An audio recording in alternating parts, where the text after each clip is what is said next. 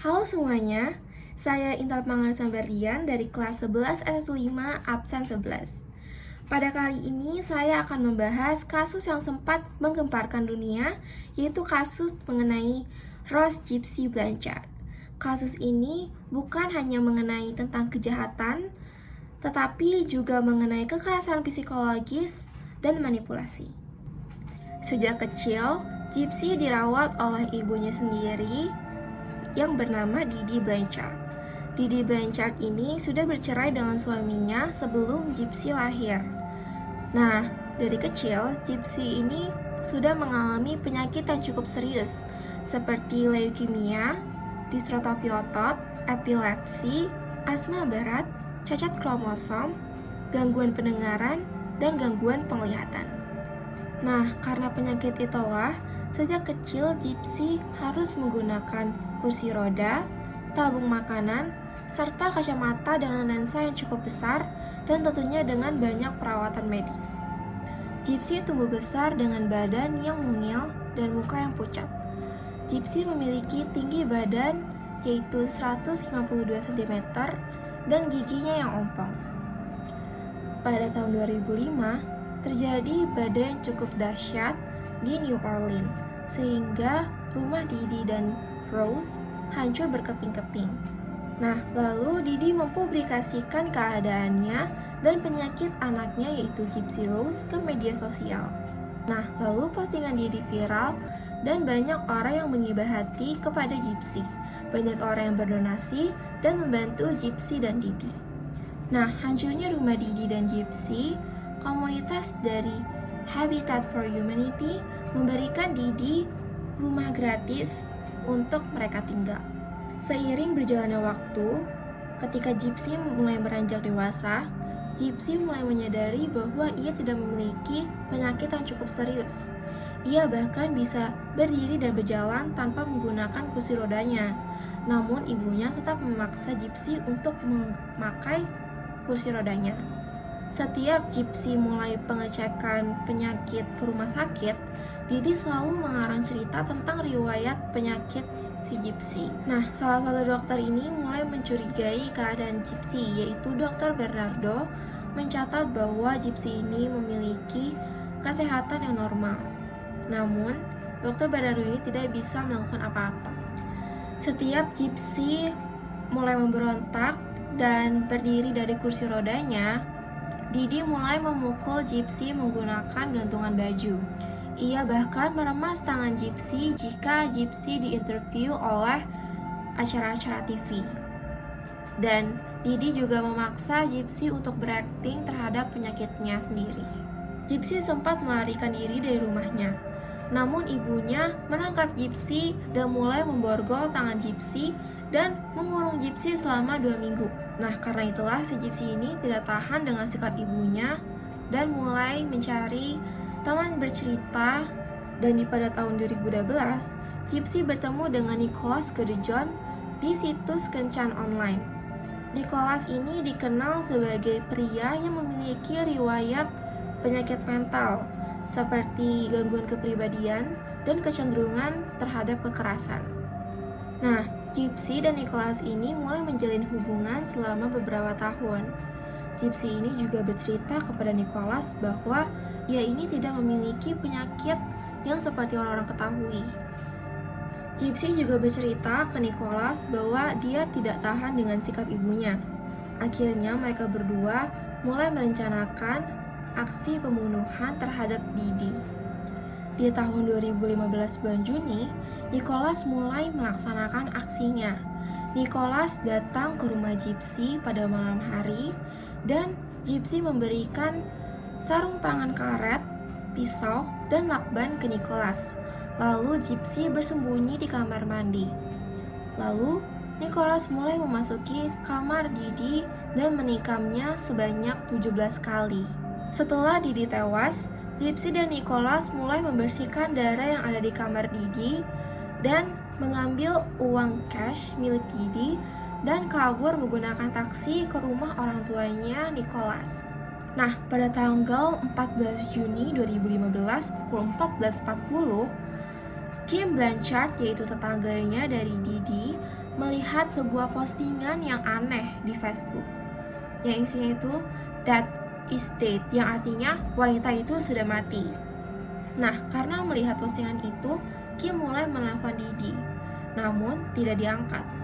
Karena Kim khawatir, Kim dan suaminya mulai mendatangi rumah Didi. Nah, pas Kim dan suaminya ini datang ke rumah Didi, Kim ini melihat kalau mobil Didi ini tuh berada di luar jalanan, di luar garasi, bukan di dalam garasinya. Nah, karena Kim ini mulai merasakan hal yang aneh, Kim mulai menelpon 911 dan meminta untuk polisi ini mengecek ke dalam rumah Didi.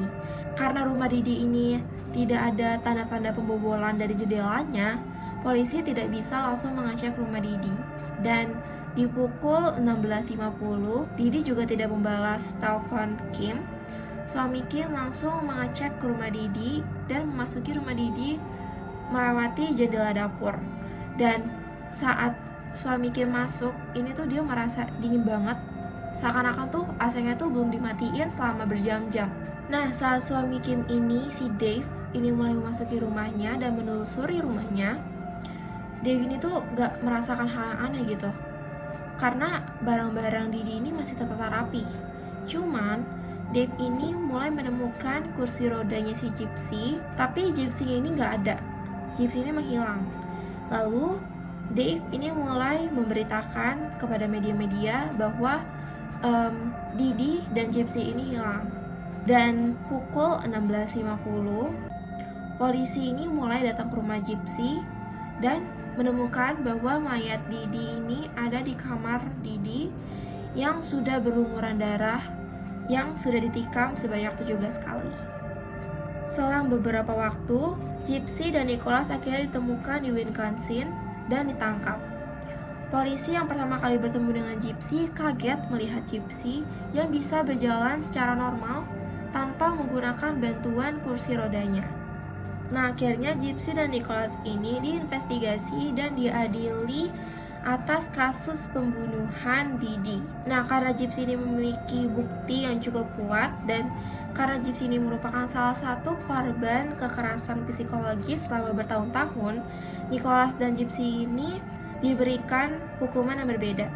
Nicholas ini dijatuhi hukuman penjara selama seumur hidup karena atas kasus pembunuhan tingkat pertama, dan Gypsy dijatuhi hukuman penjara selama 10 tahun.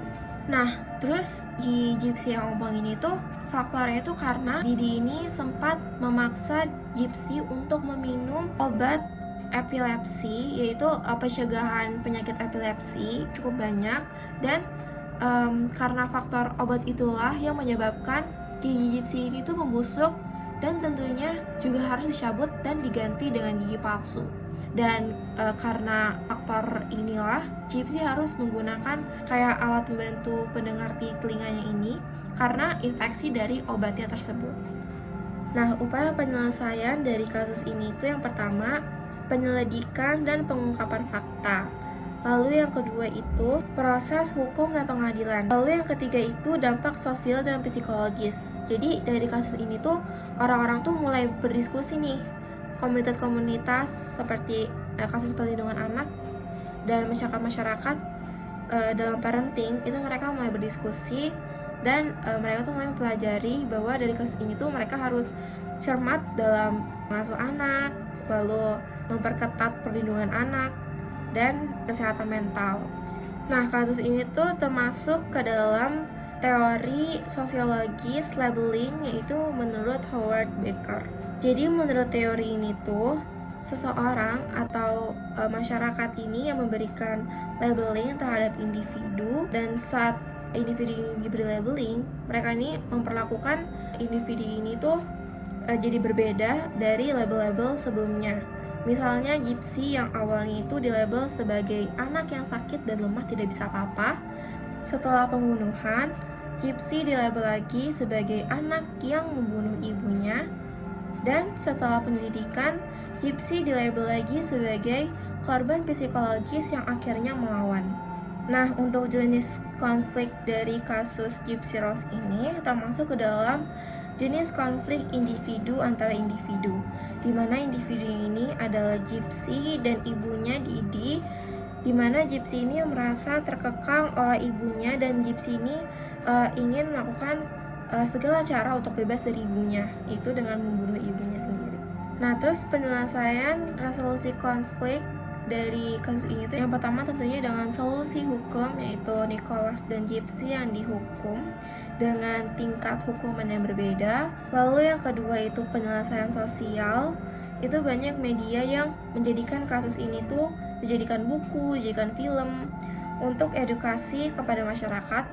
Dan yang terakhir itu penyelesaian personal, yaitu Gypsy yang integrasi ke masyarakat. Jadi setelah Gypsy ini bebas, Gypsy ini mulai terbuka ke masyarakat dan mulai memulai kehidupan baru dan mulai terbuka kepada masyarakat. Nah, itu saja yang bisa saya jelaskan pada kali ini.